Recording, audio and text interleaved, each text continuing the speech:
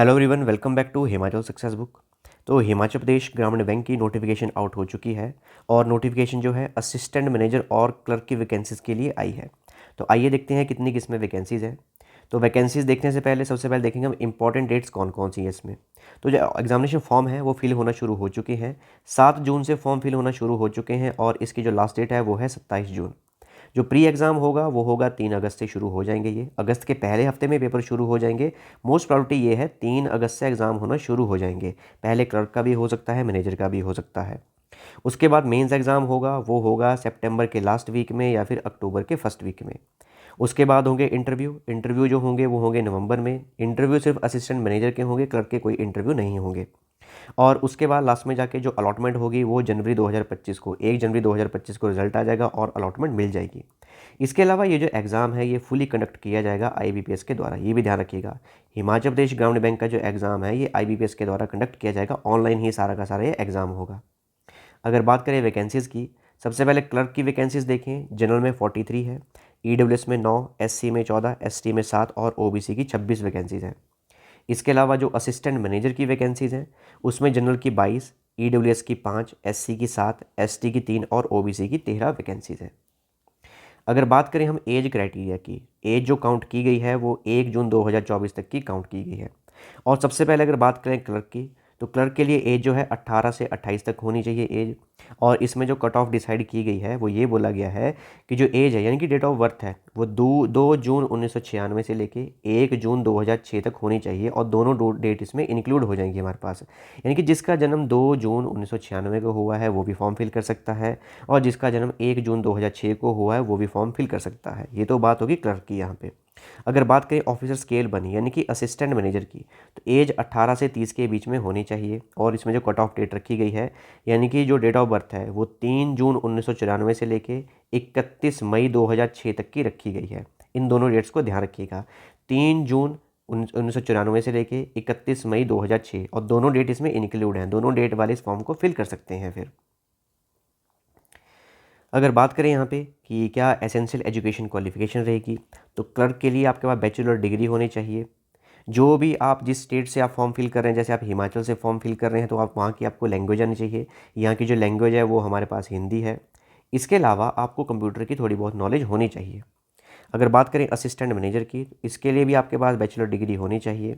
जो local language है यानी कि जो हिमाचल की लैंग्वेज है, हिंदी आपको आनी चाहिए, आपने पढ़ी हुई होनी चाहिए हिंदी। इसके लिए जो आपकी 10th में हिंदी हुई होनी चाहिए या +2 तक आपकी हिंदी पढ़ी होनी चाहिए फिर आपको। इसके अलावा आपको कंप्यूटर की वर्किंग नॉलेज का भी पता होना चाहिए।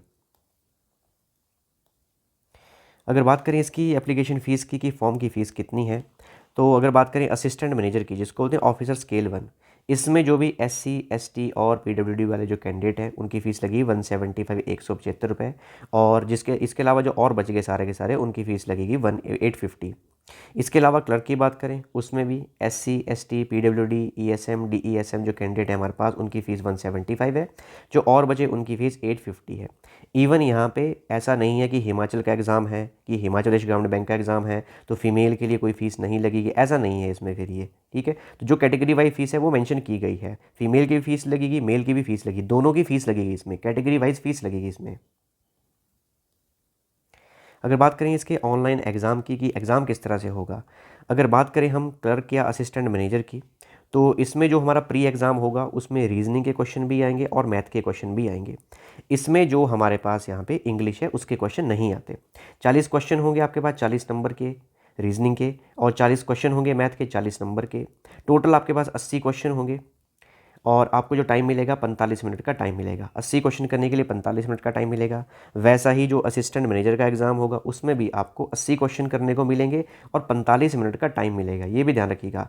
हो सकता है इस बार जो सेक्शनल टाइम है अलग अलग कर दिया जाए, लेकिन अभी तक नोटिफिकेशन में कुछ ऐसा मेंशन नहीं किया गया है कि कितना टाइम रखा जाएगा। लिखा गया है कि हो सकता है ऐसा, पर अभी तक टाइमिंग का कुछ मेंशन नहीं किया गया है। सिंपल यही बताया गया है यहाँ पे कि पैटर्न अभी तक ये हो सकता है फिर हमारे पास। इसके अलावा जब मेंस एग्ज़ाम होगा तो जो क्लर्क का मेन एग्ज़ाम होगा उसमें रीजनिंग के क्वेश्चन, कंप्यूटर के क्वेश्चन, जनरल अवेयरनेस, इंग्लिश या हिंदी में से कोई एक आपको चूज़ करना पड़ेगा कि आपको इंग्लिश चूज़ करना है या हिंदी चूज़ करना है, और मैथ के क्वेश्चन ये आपको आएंगे। वैसा ही असिस्टेंट मैनेजर का जो मेंस का एग्ज़ाम होगा उसमें रीजनिंग के क्वेश्चन, कंप्यूटर के क्वेश्चन, जनरल अवेयरनेस के क्वेश्चन, इंग्लिश और हिंदी में से दोनों में से आपको कोई एक चूज़ करना पड़ेगा। इसके अलावा मैथ के क्वेश्चन आएंगे। और जो आपके पास दोनों ही एग्ज़ाम होंगे, दोनों सेपरेट एग्ज़ाम होंगे, सेपरेट आपको फॉर्म फिल करना पड़ेंगे, अलग अलग आपको फॉर्म भरने पड़ेंगे। इसमें 200 क्वेश्चन होंगे और आपको 2 घंटे का टाइम मिलेगा, चाहे आपका क्लर्क का एग्ज़ाम हो, चाहे आपका मैनेजर का एग्ज़ाम होगा। तो ये मेंस एग्ज़ाम की बात होगी। प्री में आपको 45 मिनट का टाइम दिया जाएगा, 80 क्वेश्चन उसमें आपसे पूछे जाएंगे। इसके अलावा अगर बात करें एग्जामिनेशन सेंटर की, तो एग्जामिनेशन सेंटर प्री एग्ज़ाम के लिए आपके सेंटर बद्दी, बिलासपुर, हमीरपुर, कांगड़ा, कुल्लू, मंडी, शिमला, सोलन, उन्ना, इनमें से आप कोई भी एक फिल कर सकते हैं। और मेन एग्ज़ाम सेंटर जो हैं बद्दी, हमीरपुर, शिमला, सोलन, ये दर्शाए गए हैं, ये लिखे गए हैं। अगर बात करें, कुछ स्टूडेंट पूछते हैं कि सर अप्लाई किस तरह से करें हम फॉर्म को। सबसे पहले आपने गूगल पे जाना है और गूगल पे IBPS सर्च करना है। जब आप IBPS सर्च करोगे सबसे ऊपर ये आएगा आपके पास और इस पर आपने क्लिक करना है। जैसे ही आप इस पर क्लिक करोगे इस तरह की वेबसाइट ओपन होगी। न्यू इंटरफेस वेबसाइट का आ चुका है फिर ये, ठीक है। थोड़ा स्क्रॉल डाउन करोगे, आपको इस तरह से वेबसाइट दिखेगी पूरी की पूरी। इसमें आपने सबसे पहले करना क्या है, यहाँ पे जाना है CRP RRBs। RRBs का मतलब होता है ग्रामीण बैंक, ये ध्यान में रखिएगा। सबसे पहले आपने करना क्या है, वेबसाइट ओपन करनी है, यहाँ पे जाना है CRP RRBs, इसका मतलब है ग्रामीण बैंक। जैसे ही आप इस पर क्लिक करोगे उसके बाद आपके पास इस तरह सा इंटरफेस ओपन होगा। सबसे ऊपर जो लिखा है हमारे पास यहाँ पे CRP रीजनल रूरल बैंक, यानी कि ग्रामीण बैंक की बात की गई है, ठीक है। तो यहाँ पे दिया गया देखो 10, 11, 12, 13, यानी कि 13th नंबर की रिक्रूटमेंट चली है इनकी हमारे पास। यहाँ पे सबसे जो ऊपर लिखा है उस पर क्लिक करना है, ध्यान रखिए सबसे ऊपर वाले पे क्लिक करना है। तो जैसे ही आप सबसे ऊपर वाले पे क्लिक करेंगे एक और इंटरफेस खुलेगा इस तरह का। इसमें जो ऊपर दिया गया है हमारे पास एक क्लर्क के लिए दिया गया है, यहाँ पे लिखा है देखो apply online for recruitment of office assistant. Office assistant यानी कि क्लर्क, और नीचे लिखा गया है apply online for recruitment of officer scale 1। Officer scale 1 का मतलब है असिस्टेंट मैनेजर। दोनों में से किसी पे भी आप जब क्लिक करोगे, ध्यान रखना दोनों के फॉर्म अलग अलग आपको फिल करने हैं। फिर ये एक ही फॉर्म से काम नहीं चलेगा, अलग अलग फॉर्म आपको भरने पड़ेंगे। दोनों में से किसी एक पे भी आप जब क्लिक करोगे उसके बाद इस तरह का इंटरफेस ओपन होगा। और आपने करना क्या है, साइड में जो येलो बॉक्स बना है यहाँ पे क्लिक करना है, click here for new registration.